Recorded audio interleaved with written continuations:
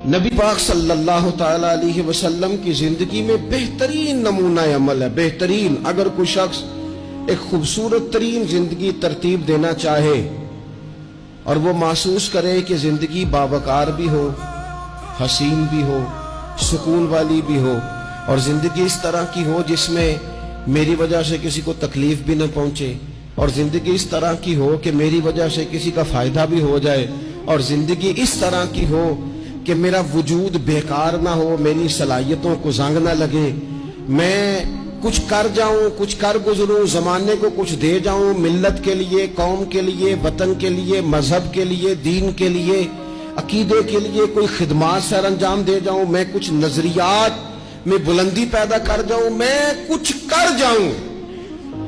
اگر کچھ چاہے کہ میں کچھ کر جاؤں تو لقد کان لکم فی رسول اللہ اسوۃ حسنہ، پھر اس کے لیے میرے نبی پاک کی زندگی ایک بہترین نمونہ ہے، بہترین نمونہ۔ ہم نہ جب کچھ کرنا بھی چاہتے ہیں نا تو تب بھی نہ اس میں پہلے اپنا آرام سائیڈ پہ کر لیتے ہیں، اپنا سکون سائیڈ پہ کر لیتے ہیں، اپنا کھانا پینا، اپنا نفع سائیڈ پہ کر لیتے ہیں، پہلے ساری چیزیں اپنی ذات کی اس میں سے مائنس کر کے پھر ہم کچھ کرنا چاہتے ہیں۔ تو ایسے تو نہیں نہ کچھ ہوتا، نہیں کرنا کچھ نہ پڑے، نام زیادہ ہو، خدمت کوئی بھی نہ ہو، نمبر پہلا ہو، ڈیوٹی کوئی بھی نہ ہو، اجر سب سے زیادہ ہو۔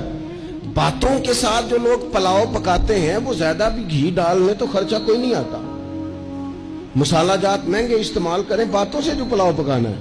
اور اگر کسی نے عملاً آنا ہے تو پھر تو میرے بھائی یہ شہادت گاہ الفت میں قدم رکھنا ہے۔ لوگ آسان سمجھتے ہیں مسلمان ہونا۔ آپ تھوڑا سا اس آیہ مقدسہ کا پس منظر سمجھیں گے۔ یہ آیت نازل کب ہوئی؟ یہ آیت نازل ہوئی ہے غزوہ خندق کے موقع پر۔ سارے عرب قبائل جمع ہو کے یک بارگی انہوں نے حملہ کر دیا مدینہ طیبہ۔ اور زمینی حقائق یہ ہیں، اندر کی صورتحال یہ ہے کہ یہودی جو بڑی دیر سے معاہدہ کیے ہوئے تھے مسلمانوں کے ساتھ، انہوں نے معاہدہ بھی توڑ دیا۔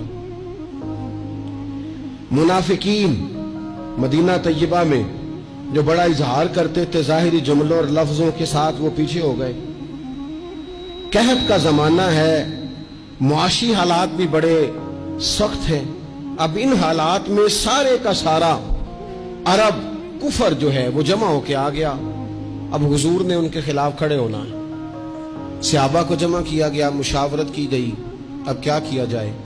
حضرت سلمان فارسی رضی اللہ تعالیٰ انہوں نے مشورہ دیا کہ یا رسول اللہ صلی اللہ تعالیٰ علیہ وسلم، ہمارے علاقے میں یوں ہوتا ہے کہ جب اس طرح کا معاملہ ہو تو خندق کھودی جاتی ہے، اس میں آگ جلائی جاتی ہے اور پھر دشمن سے مقابلہ کیا جاتا ہے۔ اب خندق کھودنی ہے اور اتنی بڑی کھودنی ہے کہ گھوڑا اس کو کراس نہ کر سکے، تو اس کے لیے بھی تو اسباب چاہیے۔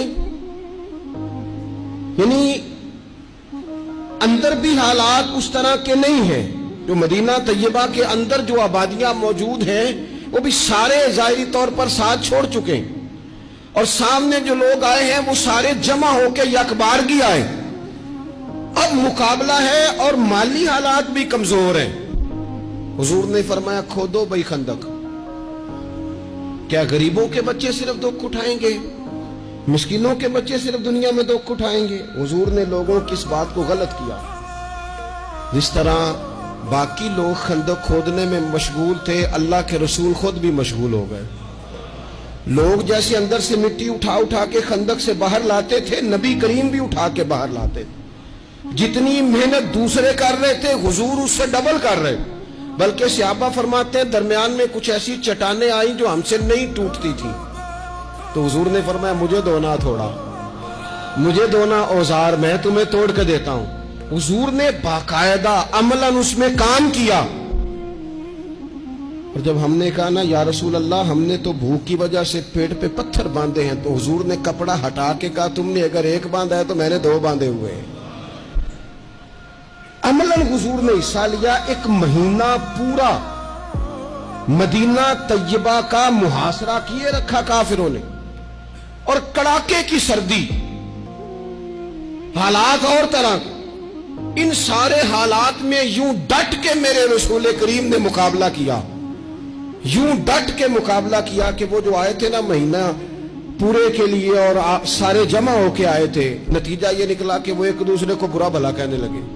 तू गद्दार है, दूसरा कबीला कहता तू गद्दार है, तूने कहा था जीत जाएंगे, तू हमें लेके आया था, तूने शरारत की थी। एक महीना मुहासरा करने के बाद वो सारे वहां से खाइब व खासर होकर जलील और रुसवा होके निकल गए। और इन सारे हालात में हुजूर यूं डट के खड़े हुए कि कमजोर पड़ने वाले लोगों से, परेशान रहने वाले लोगों से, छोटी छोटी बातों पर घबरा जाने वाली उम्मत से, और जरा जरा सी बातों पर टेंशन तारी कर लेना और काला जादू हो गया, नजर लग गई और फलाना आ गया और फलाने की वजह से ऐसा हो गया और फलाने ने मुझे यूं कर दिया और फलां की वजह से मैं कामयाब नहीं हो सका और फलाना मेरे साथ चलता। तो अल्लाह करीम ने इन सारी कमजोर बातें करने वाले हम जैसे लोगों को समझाया कि ये हालात देखो और मेरे रसूल का डटना देखो, और इन हालात में भी पूरे कुफर को भगा देने का अंदाज देखो। लक़द कान लकुम फी रसूलिल्लाहि उस्वतुन हसना, फरमाया तुम्हारे लिए मेरे महबूब की जिंदगी में बेहतरीन नमूना है।